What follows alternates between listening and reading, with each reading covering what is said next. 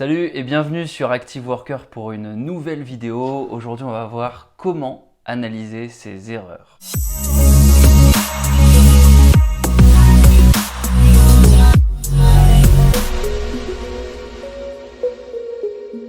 Et pour cela, on va utiliser le modèle de l'iceberg et ça va nous permettre de bien analyser en profondeur pourquoi on fait des erreurs et comment on peut s'améliorer. Avant de commencer et rentrer dans le vif du sujet, j'ai analysé en détail les différents facteurs qui font qu'une chaîne YouTube progresse et ce que j'ai trouvé, c'est que la tendance qui fait que ça marche, c'est quand les gens s'abonnent et appuient sur le bouton like. Donc du coup, n'hésite pas à le faire, ça m'aidera beaucoup et puis ça permettra du coup à un tas de gens de découvrir ces vidéos. Alors pour analyser ces erreurs, on va s'appuyer sur la méthode de l'iceberg. Dans cette méthode, on commence d'abord par identifier la face émergée de l'iceberg qui est en fait l'événement qui constitue l'erreur. On va analyser l'anomalie qui est survenue et surtout on va chercher à la documenter. Qu'est-ce qui s'est passé? Qui a commencé? Pourquoi? Pour ça, tu peux utiliser l'outil du QQOQC, qui, quoi, où, quand, comment. Le but, c'est que tu puisses vraiment décrire une photo de ce qui s'est passé. Une fois qu'on a une image claire de l'erreur et de la situation qu'on cherche à analyser, on va passer dans une deuxième étape.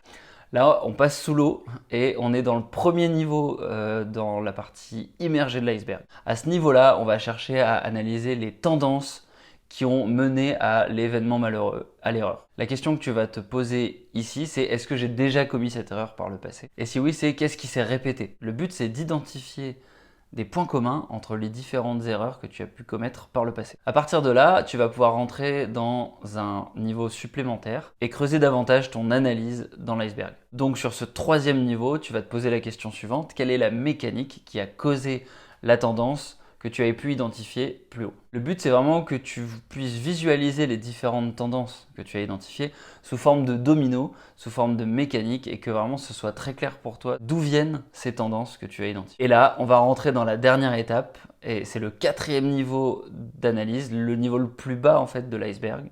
Et là, on va essayer d'identifier la philosophie, la stratégie, le fondement en fait de la mécanique que tu as trouvée. Cette fois-ci, on n'est plus dans une constatation de causes et de conséquences, on est vraiment dans le fond du problème.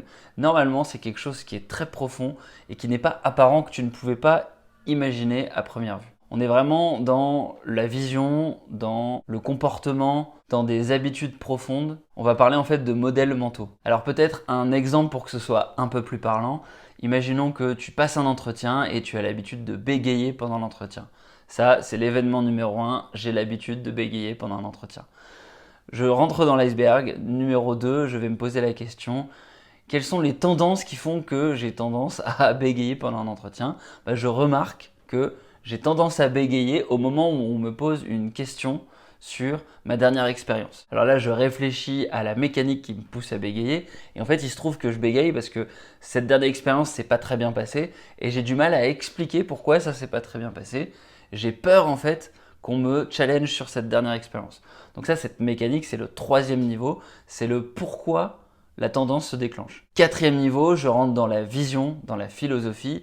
La philosophie profonde, c'est que j'ai peur de parler d'un événement malheureux que je n'ai pas pu résoudre tout seul. J'ai toujours du mal à trouver des causes à cette malheureuse expérience. Donc la solution pour résoudre ce problème, ça va être de parler avec quelqu'un et d'essayer d'identifier ce qui a cloché pour trouver une histoire qui ne déforme pas la réalité et avec laquelle je sois à l'aise face à un recruteur. En l'occurrence, ici, la solution, c'est que le contexte compte toujours plus que les principes.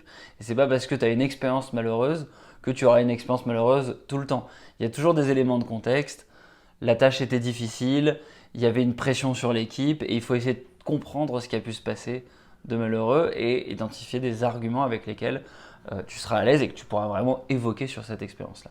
Une fois que tu as résolu ton problème et que tu te sens capable de parler de cette expérience, mécaniquement, tu vas pouvoir remonter d'étage en étage de l'iceberg et normalement, tu vas pouvoir corriger ce problème de bégaiement sur cet événement malheureux. Évidemment, il faudra peut-être faire la même chose avec d'autres tendances, d'autres moments où tu te mets à bégayer et il faut résoudre ces problèmes point par point. Alors, on peut partir sur un autre exemple, l'exemple plutôt sur une équipe produit de développeurs qui développent une fonctionnalité pour une application.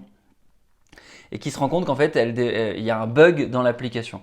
Donc ça c'est l'événement, il y a un bug, ça marche pas. Évidemment tu peux essayer de résoudre le bug pour faire en sorte qu'il n'apparaisse plus, mais ça va pas t'empêcher de faire des bugs dans le futur. Donc la question à se poser c'est pourquoi ce bug est arrivé et comment je peux faire pour éviter qu'il y ait des bugs dans le futur. Là, tu vas regarder les différentes releases que tu as fait par le passé, les différents moments où tu as déployé ton application et tu te rends compte qu'il y a tout le temps des bugs avec la publication de ton application. C'est la tendance, l'étage numéro 2 de l'iceberg. Étape numéro 3, tu te demandes pourquoi il y a des bugs et puis tu te rends compte qu'en fait l'équipe ne fait jamais de test et on teste toujours l'application une fois qu'elle est publiée. Ça, c'est du coup la mécanique. Donc là, tu vas creuser davantage en questionnant l'équipe et tu vas te rendre compte qu'elle préfère délivrer son produit, son application à temps plutôt que de délivrer quelque chose de qualité. Et cette pression que tu as sur le planning, en fait, elle est due au manager qui met une pression pour qu'on soit toujours dans les temps. Donc tu comprends que cette pression du toujours dans les temps, c'est une philosophie. Elle vient de la culture de la boîte, de la culture du chef. Et donc c'est ça qu'il faut changer pour pouvoir privilégier le test et la qualité si c'est quelque chose qu'on doit corriger dans le futur. Le but du jeu de cette approche par l'iceberg et du modèle de l'iceberg, c'est se dire que les causes des problèmes sont souvent invisibles et profondes. Et donc ce modèle de l'iceberg, il permet de nous remettre en question et de se dire que pour progresser, il va falloir creuser les problèmes, il va falloir essayer d'aller en profondeur et que c'est souvent une forme de philosophie, une forme de vision, une culture, un problème culturel qui est à la cause première des problèmes. Voilà, donc si la vidéo t'a plu, n'hésite pas à mettre un like, à t'abonner pour en voir d'autres et à partager aussi ce conseil avec des gens qui galèrent à analyser leurs problèmes. Et moi je te dis à la prochaine, ciao ciao. Pour te remercier d'avoir regardé la vidéo jusqu'ici, j'ai créé une formation gratuite, les 5 leviers de motivation au travail. Si tu t'inscris, tu auras en bonus accès à mes emails privés. Le lien est dans la description.